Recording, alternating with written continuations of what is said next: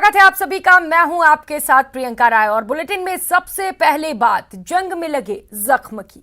रूस और यूक्रेन के बीच जारी जंग में एक भारतीय छात्र की मौत हो गई। ये मौत खार्किव में गोलीबारी के दौरान हुई। प्रधानमंत्री मोदी ने यूक्रेन में मारे गए छात्र के पिता से बात कर दुख जताया।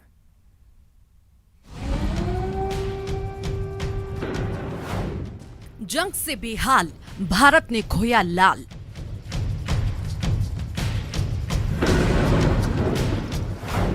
रूस का हमला जारी, पल पल भारी।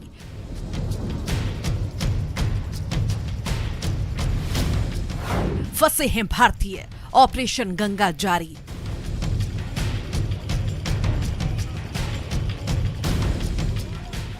युद्ध भारी, मौत का तांडव जारी।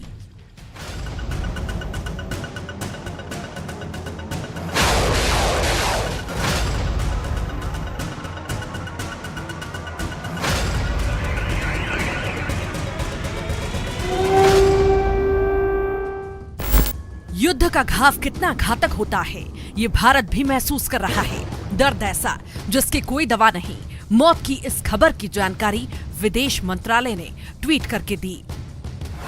गहरे दुख के साथ हम पुष्टि करते हैं कि खार्किव में गोलाबारी में एक भारतीय छात्र की जान चली गई। मंत्रालय उनके परिवार के संपर्क में है। हम परिवार के प्रति अपनी गहरी संवेदना व्यक्त करते हैं। मौत की जानकारी मिलते ही पूरे देश में शोक की लहर दौड़ पड़ी। चलिए पहले रूस यूक्रेन युद्ध में मारे गए उस छात्र के बारे में जान लीजिए। मृतक छात्र नवीन शेखरप्पा 21 साल का था और कर्नाटक के हावेरी के चालागिरी का रहने वाला था। नवीन की मौत रेस्क्यू के दौरान हुए हमले में हुई। वे खार्किव में MBBS की पढ़ाई कर रहे थे और चौथे साल में थे। खबर के मुताबिक नवीन कुछ लाने दुकान गए हुए थे, तभी हमले में उसकी मौत हो गई। पीएम मोदी ने मृतक छात्रों के पिता से बात की और शोक जताया। इसके अलावा कांग्रेस नेता राहुल गांधी ने भी यूक्रेन में मारे गए भारतीय छात्र की मौत पर गहरा दुख प्रकट किया। रूस और यूक्रेन के बीच चल रहे युद्ध के बीच रूस ने सैन्य आक्रमण तेज कर दिया है, जबकि यूक्रेन में अब भी हजारों भारतीय फंसे हुए हैं। इस बीच विदेश मंत्रालय ने विदेश सचिव रूस और यूक्रेन के राजदूतों से बात कर भारतीय नागरिकों के लिए तत्काल सुरक्षित मार्ग देने की मांग की है। साथ ही एयरलिफ्ट के लिए चल रहे ऑपरेशन गंगा को और तेज कर दिया गया है। भारतीय नागरिकों को हर हाल में राजधानी कीव खाली करने का अलर्ट जारी किया गया है। प्रधानमंत्री मोदी ने यूक्रेन में फंसे भारतीयों के रेस्क्यू के लिए वायुसेना को भी मंजूरी दी है। यूक्रेन में फंसे लोगों को जल्द निकालने के लिए मिशन में ग्लोब मास्टर की तैनाती भी की गई है, जो बेहद जरूरी है क्योंकि फिलहाल जंग थमने का कोई आसार नजर नहीं आ रहा, क्योंकि दोनों ओर से शांति के लिए शर्तें लगातार बढ़ती ही जा रही हैं। मसलन रूस की मांग है कि यूरोप से अपने परमाणु हथियार हटाए अमेरिका, नहीं तो लक्ष्य पूरा होने तक यूक्रेन पर कार्रवाई जारी रहेगी। रूस के विदेश मंत्री सर्गेई लावरोव बोले, यूक्रेन के पास भी सोवियत परमाणु तकनीक है। तो वहीं दूसरी तरफ यूक्रेन की ओर से यूरोपियन यूनियन में शामिल होने के लिए लगाई गई अर्जी मंजूर कर ली गई है। मतलब साफ है कि अभी जंग न सिर्फ जारी रहने वाली है बल्कि और तेज हो सकती है। Bureau report, news 18 network.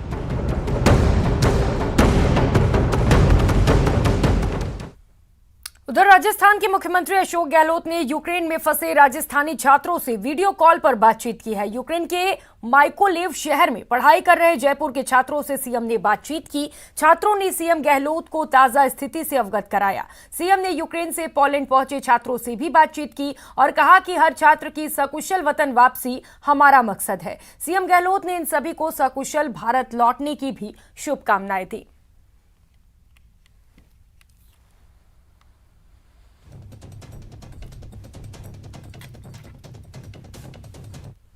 और रुक लेते हैं अगली खबर का। रीट लीक्स मामले में एक और गिरफ्तारी हुई है। एसओजी ने जालौर के भीनमाल से जेईएन अशोक विश्नोई को गिरफ्तार किया है। अशोक विश्नोई JVVNL में अभियंता है। अब तक एसओजी ने 41 आरोपियों की गिरफ्तारी कर ली है। एसओजी को विश्वास है कि इस गिरफ्तारी से रीट लीक्स की कुछ और परतें खुल सकती हैं।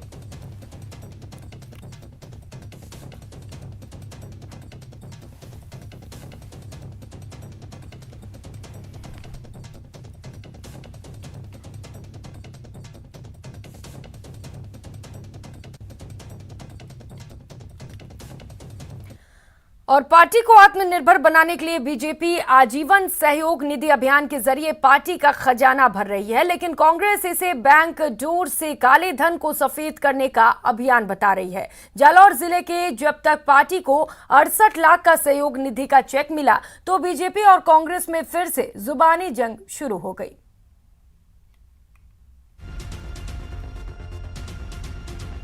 पार्टी हमारी स्वावलंबी बने, आर्थिक रूप से आत्मनिर्भर बने। आत्मनिर्भर अभियान पर are par. Bharatiya Janata party समान निधि के नाम पे नोटबंदी के दौरान जो काला धन एकत्रित किया था उससे सफेद में बदलने का प्रयास कर रही है। 26 दिसंबर 2021 से शुरू हुए बीजेपी के आजीवन सहयोग निधि अभियान में जालोर के अंशदान से बीजेपी का जोश हाई है। जालोर जिले से 68 लाख का अंशदान का चेक मिला तो इससे गदगद प्रदेश अध्यक्ष सतीश पूनिया इसे पूरे मरुधरा के लिए प्रेरणा स्रोत बताकर इसे और आगे बढ़ाने का दावा कर रहे हैं। लेकिन कांग्रेस का सवाल है कि एक जिले से 68 लाख की रकम कैसे जुटाई जा सकती है। होती है 100 रुपए से लेकर जिसकी जैसी श्रद्धा है वो इसमें अंशदान करता है। मुझे खुशी है कि राजस्थान के बूथ स्तर तक के कार्यकर्ताओं ने पार्टी को आर्थिक रूप से मजबूत बनाने के लिए उसमें अपना अंशदान दिया। मैं जालोर की इकाई को बधाई दूंगा कि अभी तक प्रदेश में सर्वाधिक उन्होंने अंशदान किया। जालोर जिले में 68 लाख रुपए एकत्रित करने का जो दावा कर रहे हैं, 2000 से ज्यादा किसी भी राजनीतिक दल को नगद के तौर पे नहीं दिया जा सकता। इसका मतलब 34 लाख लोगों ने ये समान निधि दी हो। बीजेपी इस अभियान के तहत राजस्थान में 30 करोड़ रुपए इकट्ठा कर चुकी है और इसे 100 करोड़ तक ले जाने का लक्ष्य रखती है। लेकिन कांग्रेस का आरोप है कि बीजेपी लोगों पर दबाव डालकर या पर्दे के पीछे से जैसे भी हो पैसा बना रही है। भारतीय जनता पार्टी द्वारा पूरे देश भर में इलेक्ट्रल बॉन्ड्स के माध्यम से काले धन को सफेद करने का कार्य किया जा रहा है। कोष जुटा रहे हैं, पैसा जुटा रहे हैं, लेकिन आप देखेंगे कि दबाव डाल करके लोगों से पैसा लिया जा रहा है। इसी प्रकार से पहले राम मंदिर के नाम पर भी पैसा लिया गया था जिसका कोई हिसाब नहीं है। भारतीय जनता पार्टी किस माध्यम से किससे पैसा ले रही है लेकिन सच ये भी है कि कैडर बेस्ड पार्टी होने के कारण कार्यकर्ता भी पार्टी से अपना जुड़ाव महसूस करता है और पार्टी का मकसद भी छोटी छोटी रकम के जरिए पार्टी के फंड को मजबूत बनाना है। सहयोग निधि के सफल अभियान के जरिए प्रदेश अध्यक्ष सतीश पूनिया पार्टी में अपनी पकड़ को भी मजबूत करना चाहते हैं। Babulal धायल, news 18 network, Jaipur. हड़ौती का सफेद सोना कहे जाने वाले लहसुन के दाम धड़ाधड़ गिरने से किसानों की कमर टूटने लगी है। बम्पर पैदावार से मंडी में लहसुन की कीमत 10% रह गई है। भाव गिरने से परेशान किसानों के लिए लहसुन सड़क पर फेंकने के अलावा कोई चारा नहीं बचा। खेत में खून पसीना एक कर उपजाए लहसुन को सड़क पर फेंकते किसान की ये तस्वीर अब आम हो गई है। अच्छे दाम की आस में किसानों ने पहले फसल उपजाई और फिर उसका भंडारण किया, लेकिन अब खर्च भी निकालना मुश्किल हो रहा है तो सड़क पर लहसुन फेंककर अपनी भड़ास निकाल रहे हैं। ये एक किसान का नहीं बल्कि हड़ौती में लहसुन उपजाने वाले सैकड़ों किसानों का दर्द है। दरअसल चंबल नदी से सिंचाई की अच्छी सुविधा से लहसुन की बुआई का क्षेत्रफल लगातार बढ़ रहा है।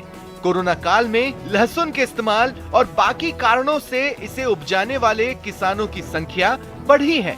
इस बार लहसुन की बुआई भी हड़ौती में ज्यादा हुई है। कारोबार के जानकार आशंका जता रहे हैं कि आने वाले वक्त में लहसुन की बम्पर फसल मंडी में पहुंचने लगेगी तो भाव जमीन पर दिखेगा।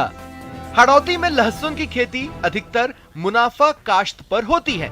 खुद की जमीन पर लहसुन की बुआई पर 15,000 रुपए प्रति बीघा का खर्च आता है, लेकिन अब 200 से 300 रुपए प्रति किलो बिकने वाला लहसुन 20 से 30 रुपए पर भी नहीं बिक रहा। तो सफेद सोना माने जाने वाले लहसुन को उगाने वाले किसानों का हाल बेहाल हो रहा है।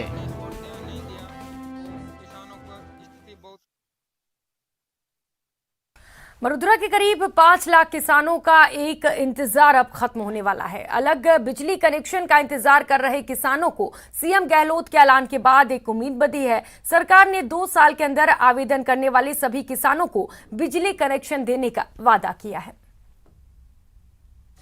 किसानों का बिजली कनेक्शन का इंतजार कि 2012 से लगाकर आज 22 हो गया है। 22 तक 4 लाख किसानों के कनेक्शन पेंडिंग पड़े हैं।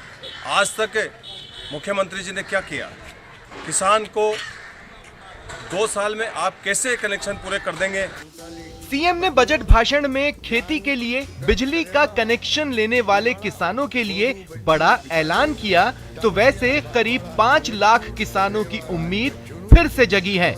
ऊर्जा मंत्री भंवर सिंह भाटी की माने तो घरेलू उपभोक्ताओं को सब्सिडी देने के साथ ही किसानों का साल 2012 के दिसंबर से चल रहा बिजली कनेक्शन का इंतजार अब गहलोत सरकार आने वाले 2 साल में खत्म करने जा रही है। तो राजस्थान में दिसंबर 2012 तक के किसानों के कृषि कनेक्शन अभी तक हुए हैं। मुख्यमंत्री जी ने एक बहुत बड़ी घोषणा की है कि राजस्थान के तमाम आज तक की जो पेंडेंसी है उसमें जितने भी किसानों के लंबित कृषि कनेक्शन है वो सारे कृषि कनेक्शन आने वाले 2 साल के अंदर अंदर हमारी सरकार के द्वारा किसानों को दिए जाएंगे। हालांकि अगर किसानों को बिजली कनेक्शन की अगर हकीकत देखें तो ये सरकार के लिए बड़ी चुनौती साबित हो सकती है। गहलोत सरकार ने बजट में किसानों के लिए बड़ी घोषणा की। 22 फरवरी 2022 तक आवेदन करने वालों को 2 साल में मिलेगा कृषि कनेक्शन। साल 2012 से कृषि कनेक्शन के लिए किसान इंतजार कर रहे हैं। करीब 5 लाख किसान कृषि कनेक्शन के लिए कतार में हैं। वहीं दिन के वक्त बिजली देने की किसानों की सालों पुरानी मांग को लेकर भी गहलोत सरकार ने बड़ा ऐलान किया है। राजस्थान के 17 जिलों में आने वाले 2 सालों में हम जो अभी तक जिन जिलों में दिन में बिजली नहीं दी जा रही है तो उन 17 जिलों में भी आने वाले 2 साल के अंदर अंदर किसानों को दिन में बिजली देने का काम किया जाएगा। हालांकि गहलोत सरकार किसानों की जरूरी समस्या को सुलझाने की दिशा में काम कर रही है, लेकिन किसान बिजली कनेक्शन के लिए मध्य प्रदेश मॉडल को प्रदेश में अपनाने की मांग कर रहे हैं। राजस्थान सरकार को भी मध्य प्रदेश सरकार की तर्ज पर किसानों को कृषि कनेक्शन पर राहत देनी चाहिए।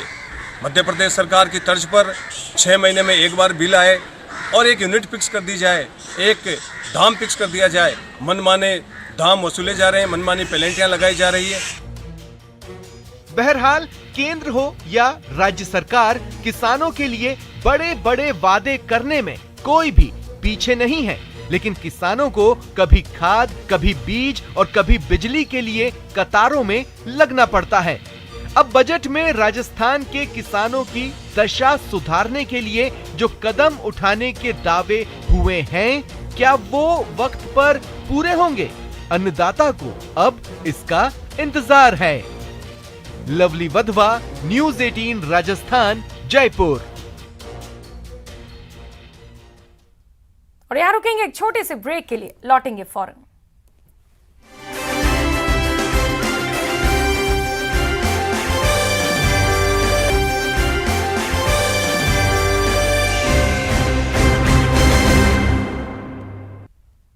ब्रेक के बाद आप सभी का स्वागत है। खबरों में आगे बढ़ेंगे। सिरोही में पुलिस ने 1 करोड़ की स्मैक बरामद की है। पुलिस ने रोडवेज बस में सवार एक शख्स से नशे की एक खेप बरामद की।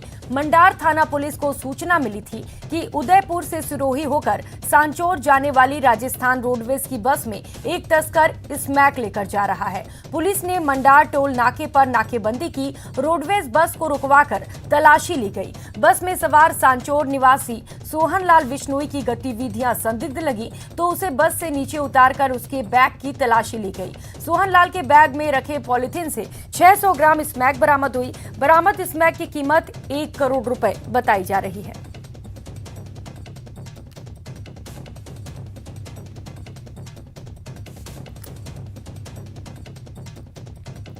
उधर दूसरी ओर प्रतापगढ़ पुलिस ने मादक पदार्थ तस्करों के खिलाफ बड़ी कार्रवाई की है। जिले की धोलापानी थाना पुलिस ने इस साल की सबसे बड़ी कार्रवाई को अंजाम दिया।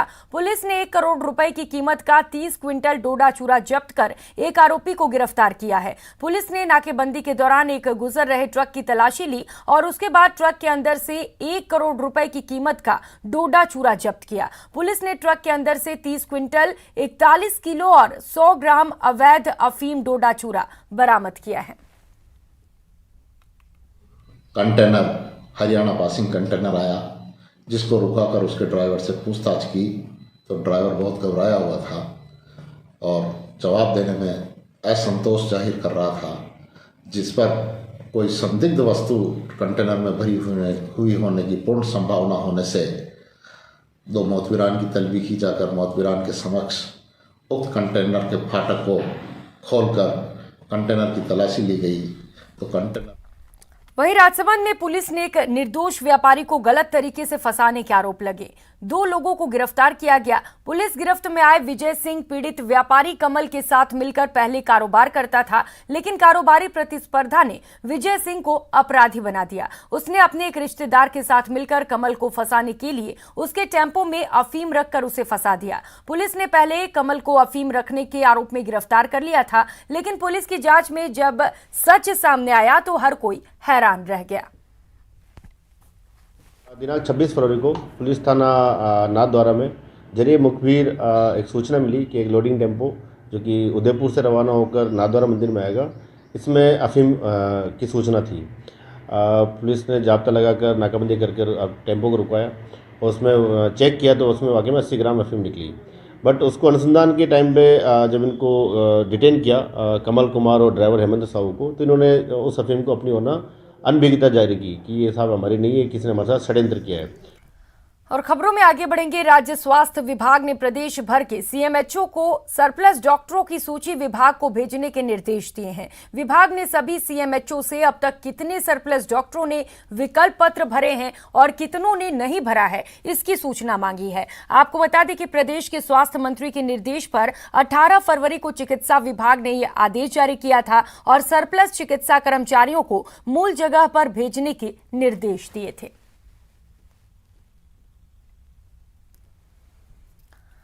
और अगली खबर का रुख कर लेते हैं। देश भर में महाशिवरात्रि की धूम है और सुबह से ही श्रद्धालु शिव मंदिरों में पूजा अर्चना करने के लिए उमड़ रहे हैं। तो इस दौरान गंगा समेत पवित्र नदियों में बड़ी संख्या में श्रद्धालु स्नान करने भी पहुंच रहे हैं। आप टीवी स्क्रीन पर तस्वीरें देख सकते हैं। वाराणसी के विश्वनाथ मंदिर की तस्वीरें हैं, उज्जैन के महाकाल मंदिर की, प्रयागराज में गंगा स्नान, दिल्ली और पटना के शिव मंदिरों की तस्वीरें आपको दिखा रहे हैं।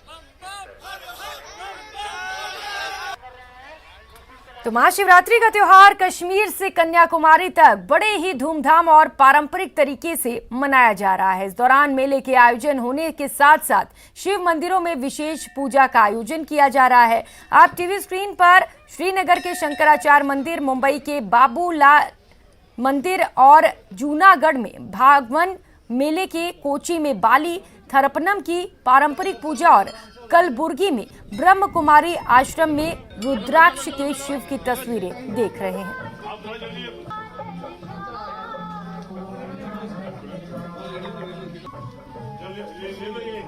तो महाशिवरात्रि की तस्वीरें ओडिशा से भी सामने आई हैं। यहाँ भुवनेश्वर में लिंगराज मंदिर में बड़ी संख्या में श्रद्धालु भगवान की पूजा अर्चना के लिए पहुंच रहे हैं। वहीं पुरी में रेत मूर्ति कलाकार सुदर्शन पटनायक ने रेत और 23,000 से ज्यादा रुद्राक्षों से शिव की मूर्ति तैयार की। भुवनेश्वर में ही कलाकार ईश्वर राव ने भगवान शिव का इको फ्रेंडली शिवलिंग तैयार किया। इस शिवलिंग को बोतल में तैयार किया गया है।